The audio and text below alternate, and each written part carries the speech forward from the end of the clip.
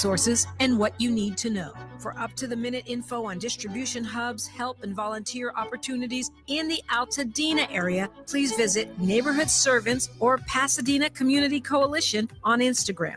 The Wild Seed Collective is offering free grant workshops to businesses impacted by the LA wildfires. Find them at wildseedcollective.com. Fuller Psychological and Family Services is offering 12 free therapy sessions to people impacted by the fires who are unable to access care. Contact Executive Director Dr. Ted Koss at tedkoss@fuller.edu. Grief and Hope, the LA Art World Mutual Aid Relief administered by The Brick, is offering help to artists impacted by the blazes. Info is available at the/brick.org. On Instagram, Mutual Aid LAN is updating a Google Sheet in real time with locations, verified GoFundMe sites, and current resources. If you haven't done so yet, it's still a good idea to sign up for Notify LA on your phone for fire alerts and updates. Praying, advocating, and standing with you. KBLA Talk 1580.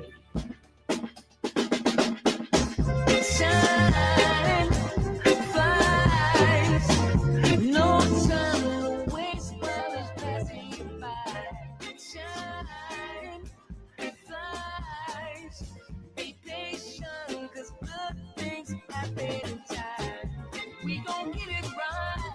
We gon' get it right. We gon' get it right.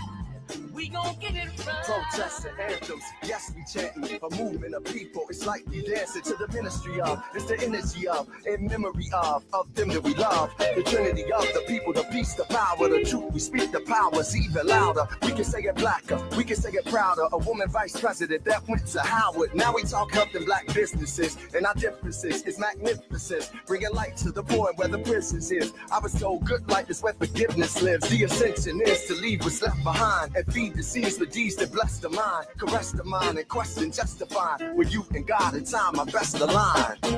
Shine, flies, no time to waste while it's passing you by.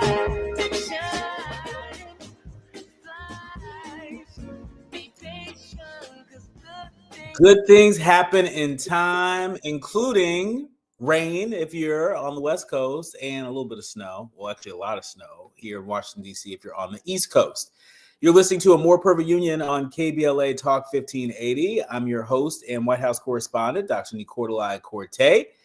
I'm in touch, and so you be in touch. Follow me on all the social media platforms at Dr. Nii-Quartelai. All you got to do is type in Dr. Nii-Q, DRNIIQ. And there I am, fresh for you to follow. Also, be sure to download the KBLA app to listen to us live or on demand, or simply tell Alexa to play KBLA Talk 1580. And then there we are for your golden ears. Last but not least, be sure to subscribe to A More Perfect Union podcast powered by KBLA Talk 1580. That way you'll never, ever, ever miss an episode.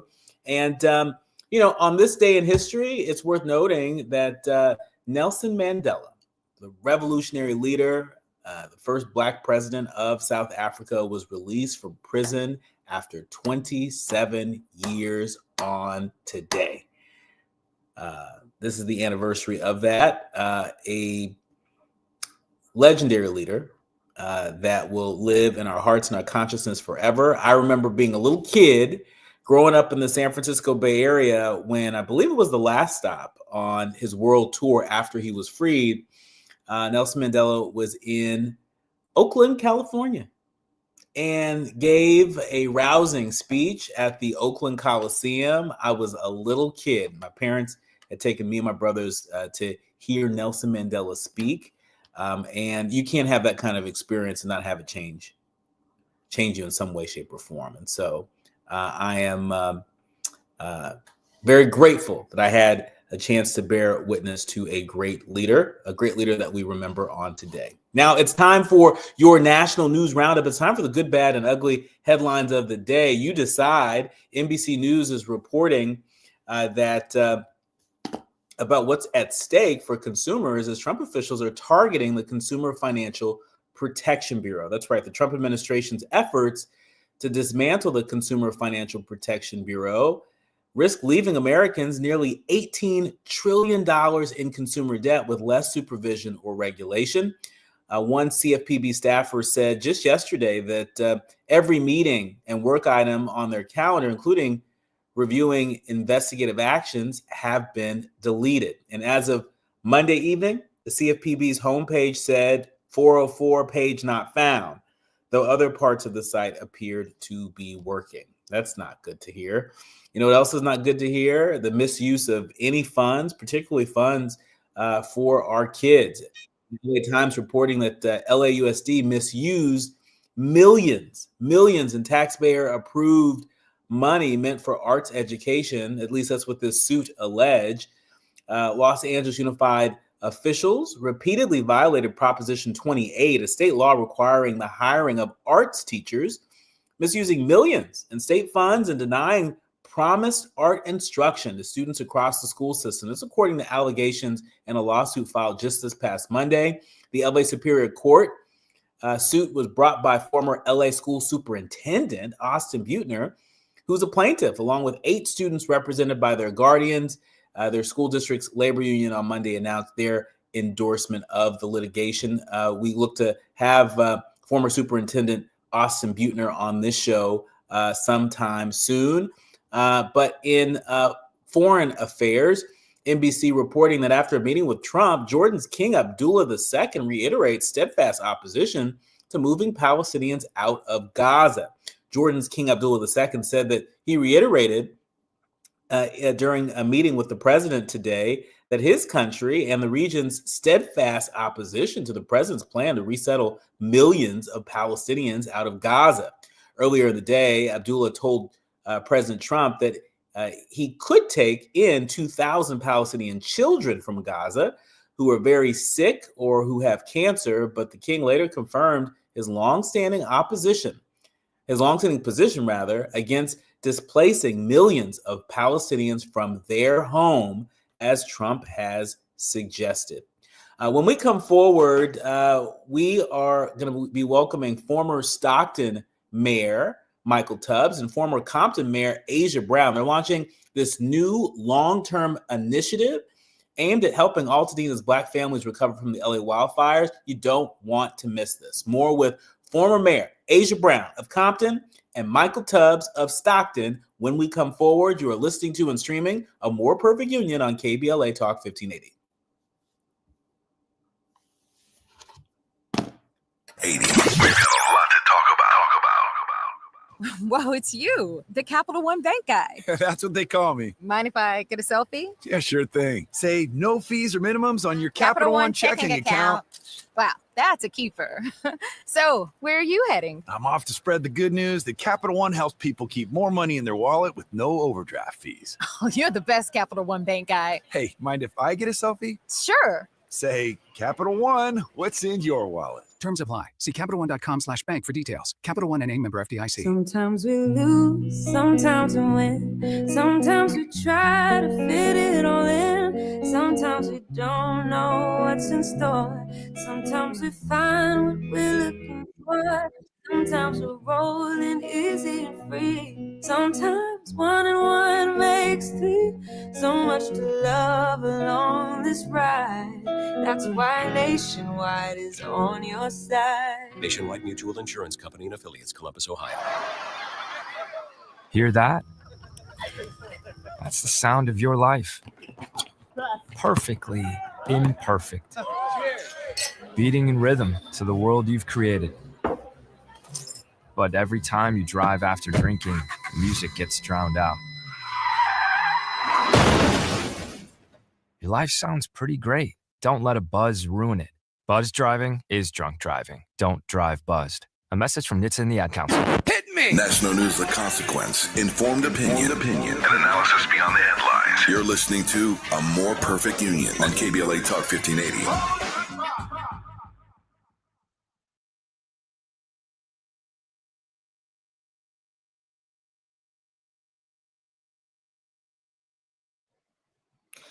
You're listening to and streaming A More Perfect Union on KBLA Talk 1580. I'm Dr. Nii-Quartelai and delighted to welcome former Stockton Mayor Michael Tubbs He is also a candidate for lieutenant governor in California. But today we're talking about the work he's doing along with former Compton Mayor Asia Brown. They're launching a new long-term initiative aimed at helping Altadena's Black families recover from the LA wildfires.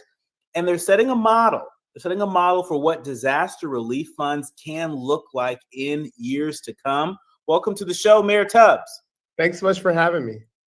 Well, thank you for being here. Tell us about this exciting new initiative and why you decided to team up with former Compton Mayor Asia Brown. Well, when Mayor Brown and I were mayors at the same time, she was always the mayor I looked at as to what's happening in her city. And we always talked about wanting to work closely together. So the first time we did was when I started Mayors for Guaranteed Income. She's one of the founding mayors, immediately launched the Compton Pledge, but at the time she launched it, was the largest program in the country. And we're really good friends. So we've been working together the past year and a half, thinking about sort of how to make government services more efficient, not in an Elon Musk type of way, but in just making sure that services get to the people who need them. And she's a VP at a tech company called Forward Platform. And we decided after these fires to really link up and think through sort of what can we do to harness the power of tech and of community organizing and storytelling to create the Dena Care Collective. So the idea is sort of using the financial platform Forward to make sure that folks get the cash they need directly, like a guaranteed income. And then on top of that, an organization I started called In Poverty in California is doing sort of like the community organizing and storytelling so that we're able to use what has happened to inform strategy and policy moving forward.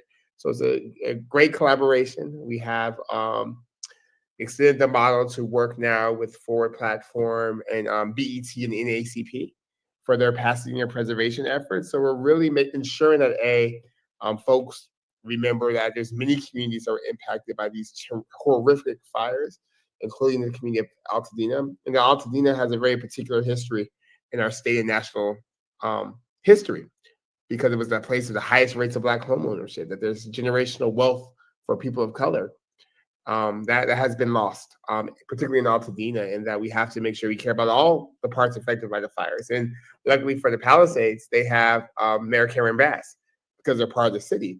But Altadena is also unincorporated, doesn't have a mayor, is part of the county.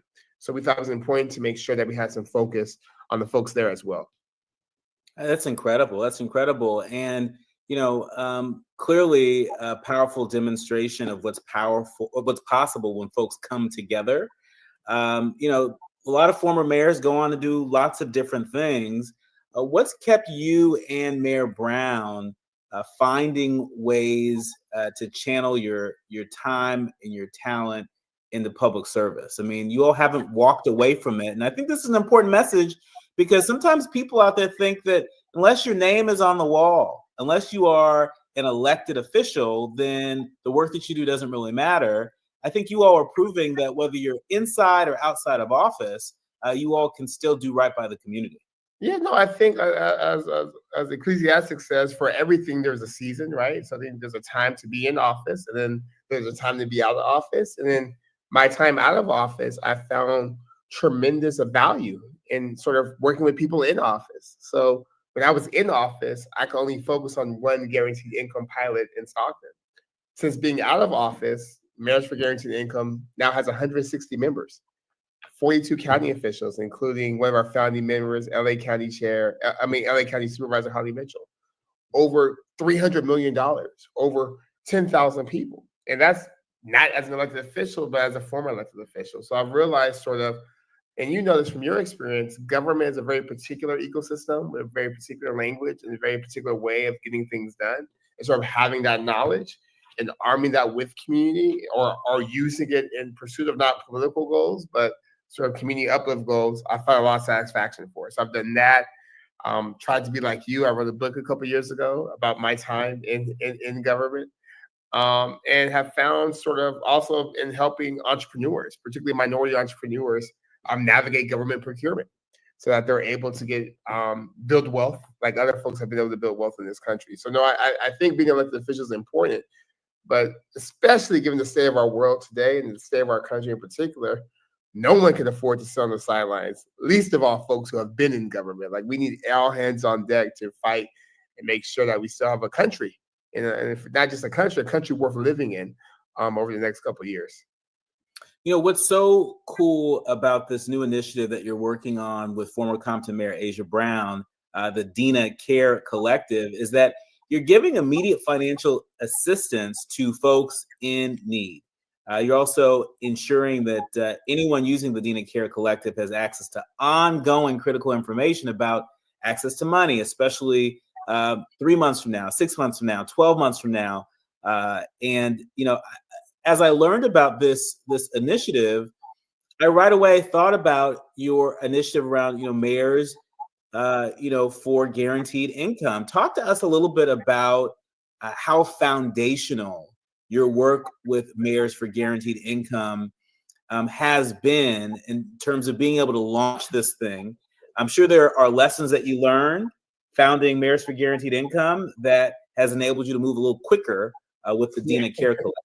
Yeah, no. So when I was mayor of Stockton, as you mentioned, I did the first basic income program that a city had done in this country's history. And it was in 2019, we dispersed money. And it was actually a great trial run for COVID and COVID relief and stimulus dollars.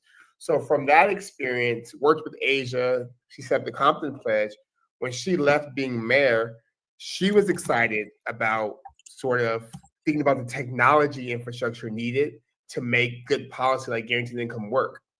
So she was doing that, and then I was running Mayors for Guaranteed Income, and she said, well, hey, I have this technology that could be perfect to help with disbursements for the guaranteed income. And that's sort of where the collaboration has been. It's been amazing watching Mayor Brown and her team think about sort of all the things that technology needs to do, because not just giving money, it's making sure that it's easy for government people to understand what the data is saying. It's about having things streamlined, and I'm speaking, Mayor Brown, so please jump in because you're the tech guru.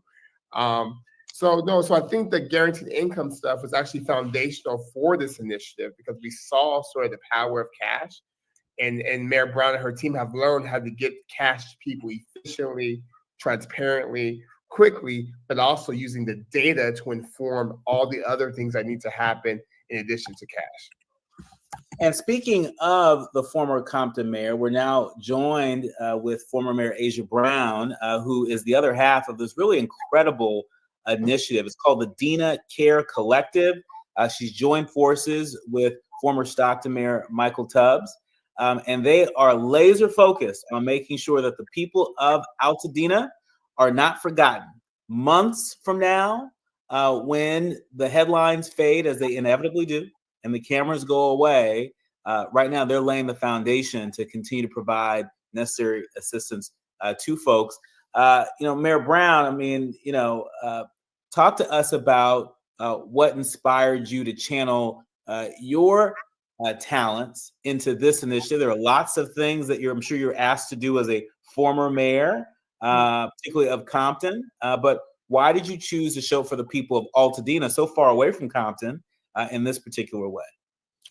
Thank you so much for having me, Dr. Nee. It's wonderful to be with you again, and always amazing to be with my partner, Mayor Tubbs here. But I've shared just broadly that while obviously I'm from the city of Compton, I actually grew up in Altadena. My mother was raised in Compton. My father raised in Compton, but once her mother unfortunately was killed, she raised my brother and I in Altadena. So I went to Altadena schools and lived there for 18 years. So it's very near and dear to me. As a matter of fact, when the fires broke out, we went to go evacuate my mother and my in-laws to make sure that they were safe. And it's very simple for me on the technology, and we live in a technology age, and we've all committed our lives to equity and access. And without data, it's impossible to truly have equity and to also proliferate it. And so what we're doing together in partnership is just essentially making sure that people get access to what they need.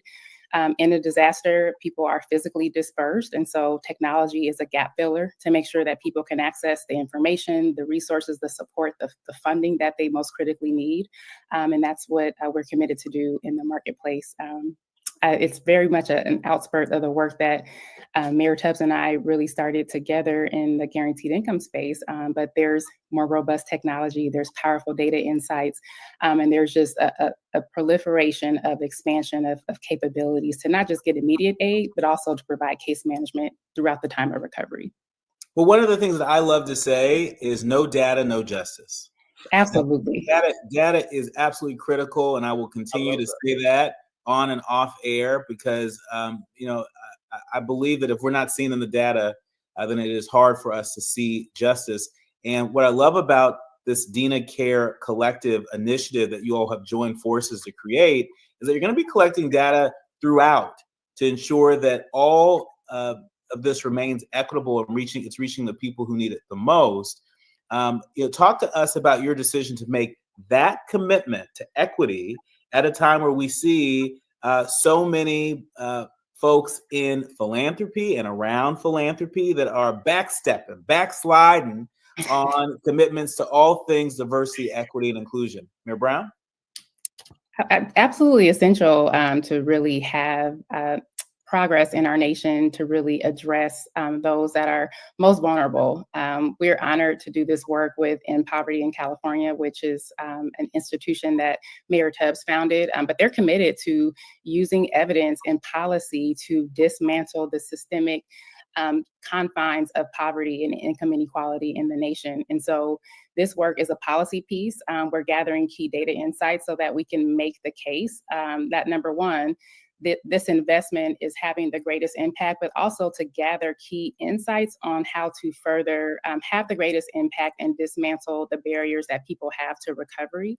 When we think about what's happening at the national level and really using the taglines, efficiency and ensuring that systems work better, there are goals, but then there's also the implementation. And so this is an actionable technology system and structure that actually can deliver efficiency and equity in real time. And so that's what we're doing. This is not something that has to be built. We've delivered across the nation. We'll continue to do so, and happy to bring this technology home to California and those that are recovering from this wildfire and the tragedy. Mayor Tubbs, this initiative, the Dena Care Collective, understands that there are hundreds of thousands of dollars, I would dare say millions of dollars, around Los Angeles that's swirling. Dollars in support of wildfire relief and recovery. Yet the reality of for most people who live in Altadena and LA County at large have been impacted is their livelihoods have been shattered. A lot of people forget, that these folks' homes weren't just where they laid their head. It's where they did their business, right? It's where they handled childcare, right? And so, one of the things that I like about the way you all work is you all are always thinking about the end user, right? How are they going to get the dollars quickly without having to go through a maze and fill out a bunch of paperwork? And so in our remaining minutes, Mayor Tubbs, tell us, how are you all cutting red tape so people get the relief that they need quickly? Yeah, Mayor Brown could give you the sort of nuts and bolts, but essentially is that we're laser focused on getting money to people, right? Using existing data sets.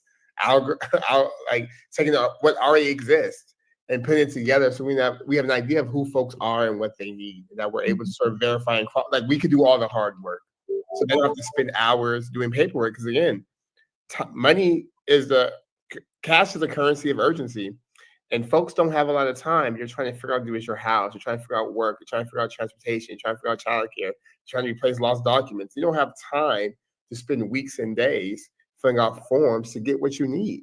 Not even what you need for luxury, to get what you need to like survive, to get what you need to get something to eat, to get what you need to begin to rebuild the pieces of your life, particularly in a time of tragedy. Whereas Mayor Brown said, you may be stressed, you may be anxious, you may be grieving, you may be depressed, you may have lost, like there's dealing with such a huge sense of loss. No one has time to sit down and fill out the same thing 50 million times. But Mayor Brown could speak more intelligently, if you will, about the technology. I just know it works. And that's all that people care about, Mayor Tubbs. You hit it on the head. You can go one place, put your information in one time, get the help that you need, and you can continue to reconnect when additional aid programs come online that fit your situation and criteria. In our remaining minute, leave us with a word to folks in the social impact space, folks in philanthropy. There are a lot of people out there across the country and around the world, really, that want to show up, that want to help, that want to support. And there are a lot of folks in need, and they're going to need us to keep that energy over a long period of time. This is not, just, a spring project or a 2025, initiative, but this has got to be an ongoing effort. And so leave us with a word, if each of you in 30 seconds could leave us with a word for the folks in philanthropy and the folks in social impact. Mayor Brown? I believe we owe it to the people that we are stepping up to serve to act quickly, effectively. This is not the time to create something new. We need to be able to deploy support quickly to people so that they can get the support they need and start mapping out the next phase of their life to make decisions, as Mayor Tubbs said. We've seen this space in social impact where people want to own a lane, but this is an all hands on deck situation. Community development work is hard and it requires everyone coming together. And this is the time to act and use tools that are available to have impact immediately. The people need it. In 30 seconds, Mayor Tubbs? Yeah, what a privilege and honor it is if your profession, if you pay your bills and feed your kids and pay your mortgage based off philanthropy, based off social impact, based on helping other people. So keep that in mind. We have the awesome opportunity to work on behalf of people who lost their homes, who are out of work, who are grieving and scared. And that demands a level of urgency and creativity. And we have to be prepared to do things we've never done before and at a scale we haven't to meet the need. And I think and again, it's a privilege to be able to do that for a job and not for survival. As of January 27, 2025, nearly 112,000 FEMA applications were submitted for wildfire relief in LA, but only about 19,000 were approved for individual assistance. And so if that figure doesn't blow your mind and remind us of the fierce urgency of now, as Dr. King would say, then I don't know what will move you. Please be sure to check out the Dena Care Collective. Where can folks go to donate, to support the Dena Care Collective? Yes, denacarecollective.org. There you have it. My thanks to former Stockton Mayor Tubbs and former Compton Mayor Asia Brown, who I'm sure is still thrilled after Kendrick Lamar's dynamite Super Bowl performance. Look, you're the only one here that gave him the keys to the city. Now look what happened. Hey, I saw that picture yesterday. I was going to send it to you, Mayor Brown. Look what you did. No, just some things are defined. Like he said, someone had to do it. So someone had to do it indeed. You are listening to and streaming a More Perfect Union on KBLA Talk 1580. More when we come forward. Enlightened and empowered about issues related to national politics, elections, identity, culture change, and social justice. You tuned into the right place. A More Perfect Union continues when we come forward.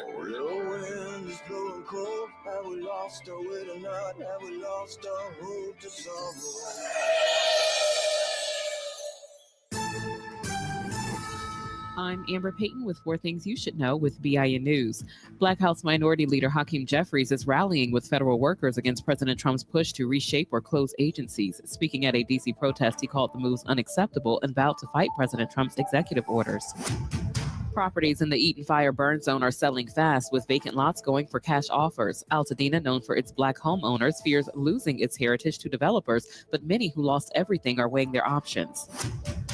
Former Congressman Jesse Jackson Jr. is seeking a pardon from President Trump after Rod Blagojevich was recently pardoned. Speaking in Chicago, he urged pardons for others who have paid their debt to society.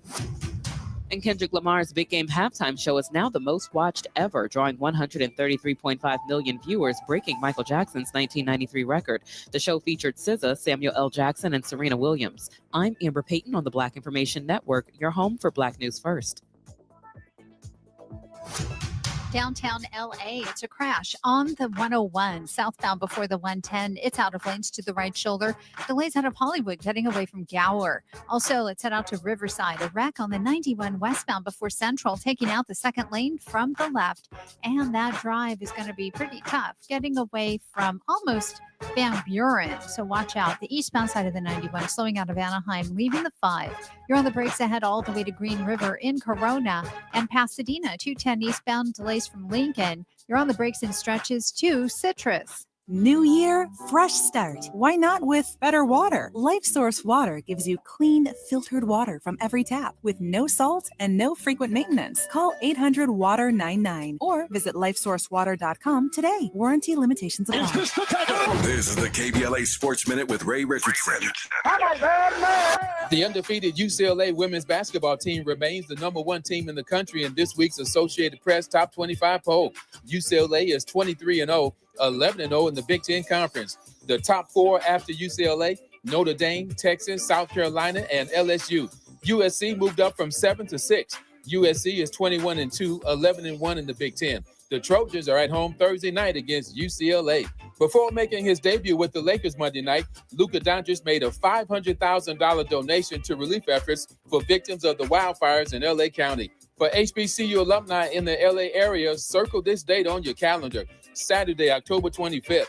That's the date for the premiere of the Las Vegas HBCU Classic, a pretty good football matchup between Grambling and Jackson State at Allegiant Stadium, home of the NFL Las Vegas Raiders. No debates, no speculation, just the info you need. That's your KBLA Sports Minute. I'm Ray Richardson on KBLA Talk 1580. KBLA Talk 1580 stands with you, neighbor to neighbor, bringing you resources and what you need to know. For information on fire recovery resources, recovery hubs, and available services, call 211 for the City of Los Angeles and 311 county-wide. Aid distribution locations, repopulation updates, and safety rules are constantly changing. Visit the LA City and LA County websites for the latest. If you'd like to sign up for the county's free debris removal, fill out a right of entry form, or get a list of disaster recovery centers that are still active, please visit recovery.lacounty.gov or call the debris hotline at 844-347-3332. If you're vulnerable to mudslides with rain in the forecast, free sandbags are being offered. Go to lacounty.pw/sandbags to find out where to get them. Businesses who have lost their facilities due to the fires can use a regional online source to get free or discounted locations. Whether you're interested in donating or finding space, you can visit the business-to-business Space Share portal at spaceshare.lacounty.gov. Additional LA County small business support and programs can be found at opportunity.lacounty.gov. Praying, advocating, and standing with you. KBLA Talk 1580. During tax season, your info travels lots of places you can't control. W-2 rising from payroll platform 3. Everything criminals need to steal your identity is on your W-2. Last call for accountant and home office, 1 minute. LifeLock monitors hundreds of millions of data points per second. Tax preparation data centers with service to IRS. All aboard. If your identity is stolen, we'll fix it guaranteed, or your money back. Save up to 40% your first year with promo code NEWS. Visit lifelock.com. Terms apply. Our daughter Jessie loves playing detective. A clue. But since we discovered she has sensitive skin, we've been playing detective too. We thought the problem was our puppy. But it was actually our old detergent. Aha. So we switched to Tide Free and Gentle. Tide Free and Gentle provides an excellent Tide clean, and it doesn't leave behind irritating residues like dyes or perfumes. So it's gentle on your skin. Case closed. If it's got to be clean, it's got to be Tide Free and Gentle. Now back to building a more perfect union on KBLA Talk 1580. You are listening to and streaming A More Perfect Union on KBLA Talk 1580. I'm Dr. Nii-Quartelai Corte, and really delighted to welcome my next guest, Dr. Cheyenne Bryant. Welcome to the show. How are you? Hello, I'm good. I'm all the way on the East Coast from New York. Wanted to make sure I didn't miss the opportunity to speak with you. And so thank you for having me on. Well, you and me both. You're in New York. I'm in Washington, D.C. today. And It is snowing here. I don't know what it's looking like there. It's not coming down, but it's snow all over the streets and the cars. It's actually really beautiful. Since I came to where there's no snow, it's really beautiful. I probably wouldn't think it was if I was here every day, but it's been a good experience. Well, I'm glad it has. I'm glad it has, and maybe it's that glass half full sort of mentality that has you in such high demand. It's important that our audience knows that you are also the author of the book Mental Detox. Mental Detox is creating a lot of buzz from coast to coast. Tell us about your book. Why did you decide to write this book, Mental Detox, and what are you hearing from readers about it? Yeah, absolutely. Mental Detox was written, believe it or not, 11 years ago, and it's still the bestseller. It's on Amazon, Barnes and Noble, and any other place you can purchase books. But the book is pretty much, talks about detoxing your mind. It uses the garden metaphor of how an unattended garden attracts rodents and weedens, which means that we need to attend to our garden. And it talks about taking inventory of what that garden has in it, what is serving you, what is not serving you. How do you plow out and how do you replant the seeds that serve you? Replanting takes self-awareness, sense of self. How do you gain that sense of self of who you are, what works, what doesn't? How do you create an environment that is healthy soil? So you're not planting new seeds in unhealthy soil that has toxicity and trauma in it. That's just going to harvest the same thing you already had prior to planting. And so it's done, to your point, really, really well. I use it in corporate settings when I speak. I use it at the collegiate level, K through 12, believe it or not. When I speak, high school kids are loving it and they're able to apply the principles and get a lot of life-changing results from it. And yeah, it's been a great journey. I have a new book coming out, not until 2026, The Divine Wilderness, but we're in the midst of working on it now. And Mental Detox will be revised, adding a workbook component to it this year in June. So I'm excited to offer a revision. The book now is 100 pages. And the revision with the workbook component will be close to about 200 pages. So I'm excited about that because we're deepening it, we're taking it further, and really making it a hands-on workbook for folks. Well, I'm really excited about that, and your book couldn't come at a better time. It couldn't be out at a more important time. There are so many of our leaders, learners, and listeners on this show, and so many people in the communities of Altadena and Pasadena and greater LA that have had the rug swept up from underneath them. Oh, yeah. And, are disoriented by it all. That's when they're not overwhelmed by it all. And so what's your message to the folks who've been impacted by not just the LA fires, but folks who have been impacted by severe weather events, whether we're talking about California or you're talking about folks who are still trying to find their way from Hurricane Milton and Hurricanes Helene and places like Florida and Georgia and the Carolinas. Severe weather events can kind of come out of nowhere. We started off talking about the snow. Things can go from bad to worse very quickly, leaving us, very untethered to the things that ground us. And so what advice would you offer to folks trying to find their way in this moment? I mean, I think that hardship is something that you believe you can prepare for, but oftentimes you can't. That's where support, right? Family, love, people who really got your back. And we're not talking about just resources. And this may sound like an unpopular opinion, and it may not be. Resources are easier to come by than support, love, and family, believe it or not, our friends and loved ones who got your back, who are going to emotionally, mentally, and physically support you when you're going through a hardship. You can go to the Red Cross. You can go to many organizations that have, food and clothing and those type of things. But when it comes to your mental health, when it comes to you knowing that you're not alone in hardship, that is what I believe is most important. And that resource is often hard to find. And so the folks who have it, I say, listen, reach out to the people who you know have your back, the folks who support you, the folks who can love on you, the folks who can guide you in the right direction, and nest in them. Don't feel like your trauma, your hardship is too big or too hard or too much. This is what you got support groups for. Use them. In addition to that, I think the most important thing is that, listen, the things that you've lost, although they are extremely traumatic, extremely detrimental when it comes to losing a home full of memories, right? Resources, a car, for some people, loved ones. But the folks who did not lose loved ones and you didn't lose your life, thinking of how, it takes one brick at a time, and that may sound like a long time, but you can rebuild the tangible things. If you still have your loved ones, you still have yourself. And for the ones who have lost, unfortunately, family, pets, anything that's not tangible, that you can't just rebuild, that you can't just recreate. I mean, the best thing to do is identify how you feel and let yourself grieve. Let yourself feel what you feel and honor it. It is absolutely okay to not be okay. It is absolutely okay to feel heartbreak, heartache, dismantling in a place and a time when you are in a hardship, in a place and a time when you are in a crisis. The worst thing you can do is suppress or isolate. Suppression or isolation both breed depression. And the best thing you can do, if need be, is have solitude. So you can check in with yourself and say, how do I feel?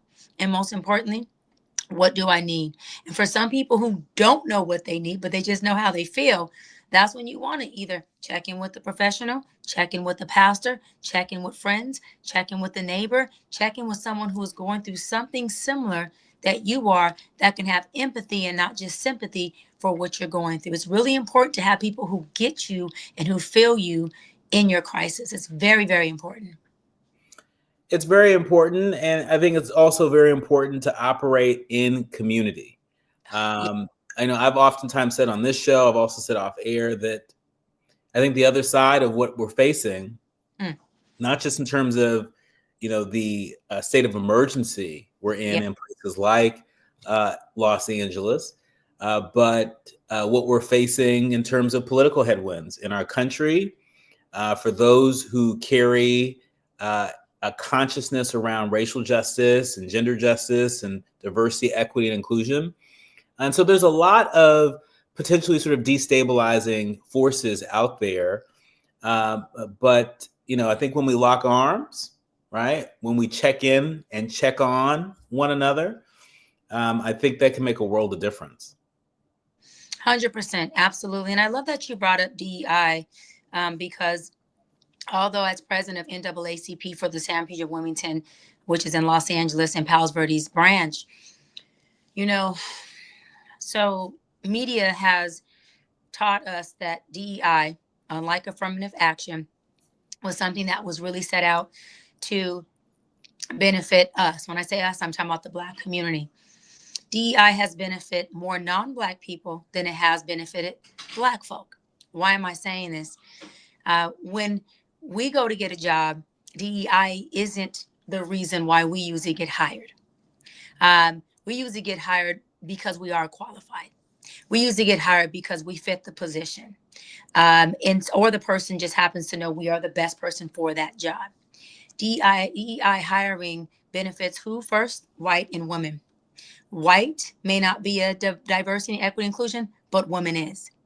And the list goes on, and we're at the bottom of the totem pole of who it benefits. So when we talk about, I know we went from crises to DEI, but when we talk about the DEI crisis, we as Black folk are not in a crisis when it comes to DEI whatsoever.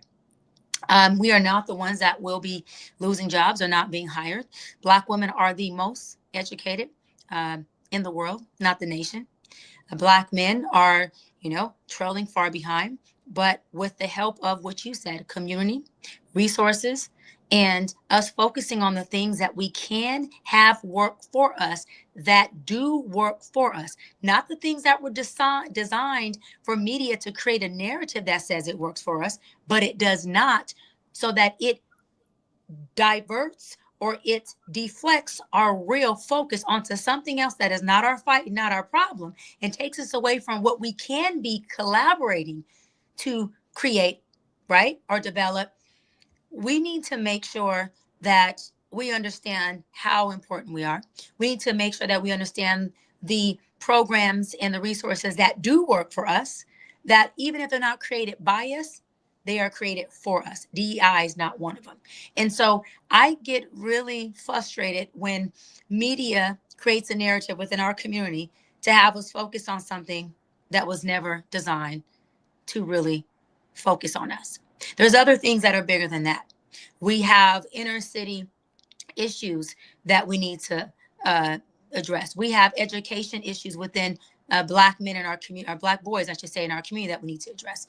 We need to address the fact that our families are no longer communing, that we aren't creating families, we're creating broken homes, that we're not creating husbands and wives, we're creating baby mamas and baby daddies.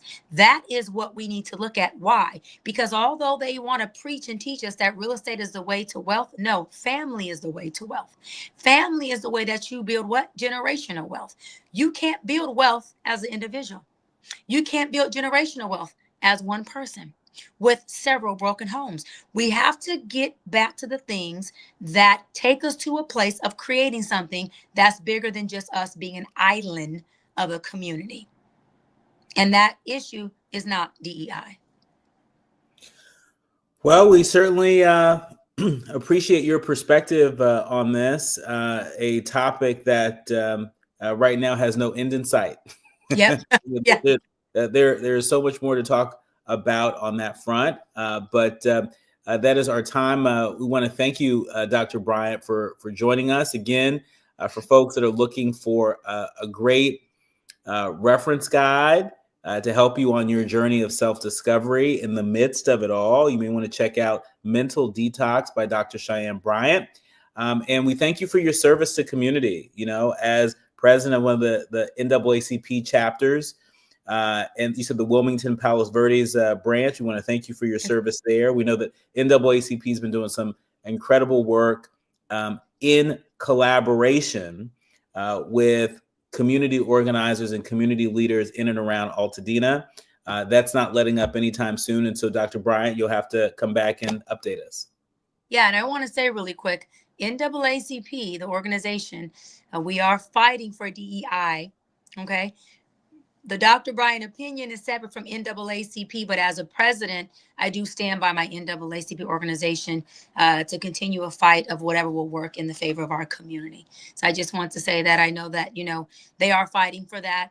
And of course, any program or resource that helps one of us is something I'll fight for. I don't have to fight for 2,500. If one of us can get something good, Doc, then I'm in that fight for us as well. So thank you so much for having me on. And folks can find my book at drbryant.co or on my social media at _Dr. Bryant. Keep doing the work you do. I seen you had our previous mayor, Asia Brown, on, and the other mayor. And so I love what you're doing. Your platform is amazing.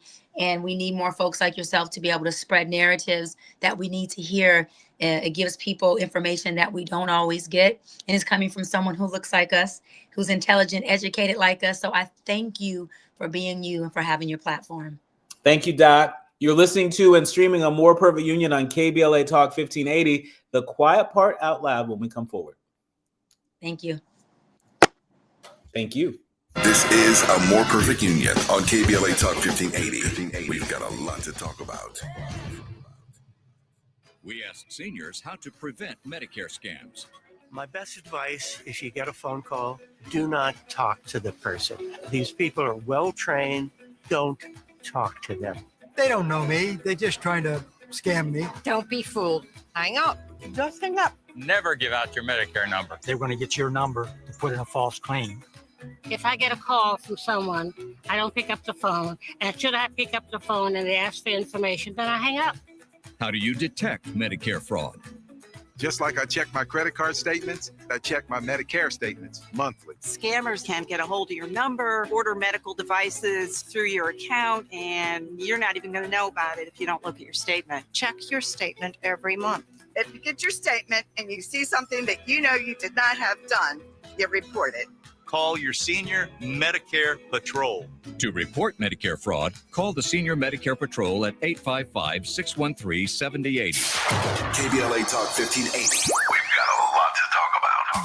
KBLA Talk 1580, connecting you with services and solutions. LA County's new Justice Care and Opportunities Department, or JCOD, is here to support justice-involved individuals and their families. The JCOD Support Center is now taking calls at 1-833-LACJCOD. That's 1-833-522-5263. Available 7 days a week from 6 a.m. to 11 p.m., the Support Center is your one-stop shop for re-entry issues and court support. They offer court reminders, connections to local services, transportation assistance for housing, court appearances, and childcare. The JCOD hotline provides personalized help to connect you with services that you need. And don't forget to check out justiceconnect.org for more information. Remember, it's free and available every day at 1-833-522-5263. This is a community call to action from KBLA Talk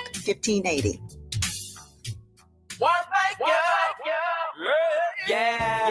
The California Crusader newspaper would like to thank all of our subscribers for their support throughout the years, proudly serving the South Los Angeles and South Bay areas for more than 40 years. The California Crusader is a multicultural, Black-owned, adjudicated newspaper that focuses on providing newsworthy information to the people in our community.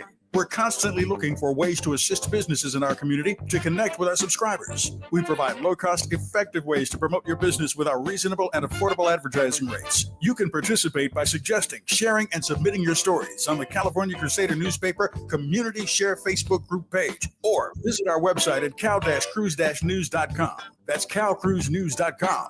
Then click on the Submit Now button located on the top right corner of the homepage, or text CCN to 42828. Again, text CCN to 42828. The California Crusader newspaper, working together to build a better community for our future. Subscribe today. We face tragedy, but we don't fall into despair. We continue our work to build a more perfect union. You are listening to and streaming A More Perfect Union on KBLA Talk 1580. I'm Dr. Nii-Quartelai, and folks can't stop talking about the Super Bowl. The Super Bowl was a cultural moment, and for all good reason. Did you know that Kendrick Lamar's performance at the Super Bowl is now the most watched halftime show ever? It's been hard to not see. This is according to SportsIllustrated.com. They say it's been hard to not see Kendrick Lamar's electric Super Bowl halftime performance on social media since Sunday. Clips of his song, Not Like Us, specifically the iconic Say Drake line, along with the superstar cameos of Samuel L. Jackson, SZA, and Serena Williams. They have flooded social media timelines. I have seen them on my social media timelines. I know y'all are sick of me posting some of the more interesting posts on my Instagram stories, but it's for good reason. The rapper made history. Roc Nation announced that his halftime show is now the most watched Super Bowl performance of all time, with a monster 133.5 million viewers. If that number doesn't get you, this next piece will get you. He has dethroned Michael Jackson's longstanding record of 133.4 million viewers way back in 1993. This is no doubt an incredible feat for Kendrick Lamar, as he was the first solo rapper to headline the Super Bowl halftime show. But should we be surprised that the 2018 Pulitzer Prize winner's performance is already ranking high on the list of a lot of fans? A lot of people are calling it one of the best halftime shows of all time. His 5-time Grammy-winning song, Not Like Us, stole the show for many viewers, which famously, dissed his fellow rapper Drake. We all know about that. But Lamar sang a total of 12 songs during his performance, and cemented himself in not just the memories, but the consciousness of people everywhere. I was just talking to a friend at the gym earlier today about the Super Bowl performance, somebody who happens to be a Philly John. he was donning his Eagle colors. And I was asking him how he felt, and he was telling me. And then we started talking about Kendrick's performance. And he said he was taken aback by some people out there who didn't like it. And so they didn't get it. Some people who said it's the worst halftime Super Bowl performance they've ever seen. And I said, this is how I make sense out of it. Kendrick Lamar delivered a performance. It's kind of like if you know, right? If you weren't a fan of Kendrick Lamar, if you weren't familiar with Kendrick Lamar's catalog before Sunday, then maybe there are certain references or some things that might have flown over your head. There are certain cues that you might have missed. But Kendrick Lamar didn't deliver the kind of Super Bowl performance that Beyonce delivered, or that, Prince delivered, or Michael Jackson. Songs where you could just sort of, sing along to, whether you know their catalog or not. He invited us in. He invited us into protest art. He invited us in to his critique. And that's hard to do. It's hard to do. It takes courage to do that, particularly on one of the biggest stages in the world, the Super Bowl halftime show.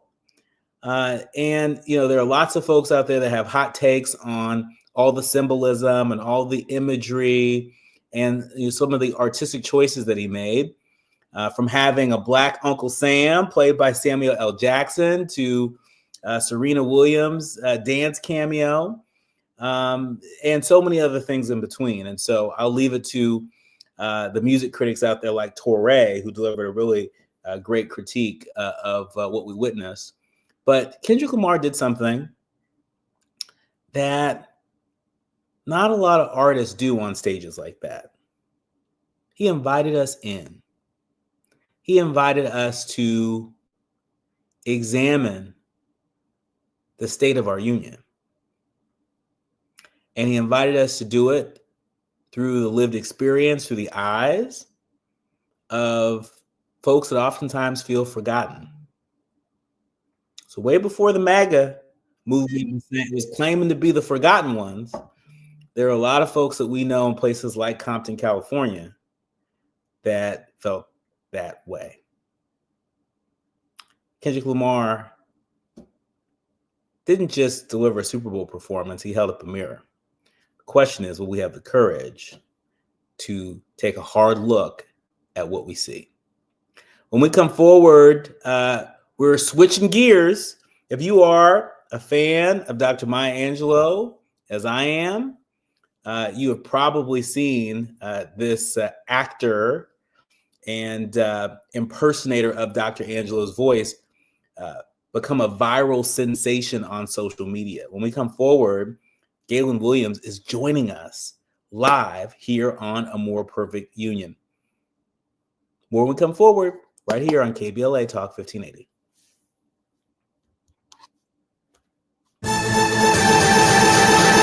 With 4 Things You Should Know with BIN News. Ramon Berry, a Black man who lost his home in California's Eaton fire, is suing Hilton for racial profiling. He says security harassed him twice during his free stay, claiming he was not a guest, despite hotel staff confirming otherwise.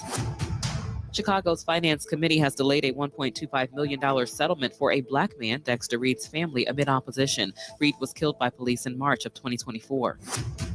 Days before the Department of Justice dropped his case, Black New York City Mayor Eric Adams reportedly told top officials not to criticize President Trump or interfere with immigration enforcement. At a City Hall meeting, he urged them to, quote, trust him, end quote, to protect federal grants as Trump threatened funding over New York City's sanctuary status.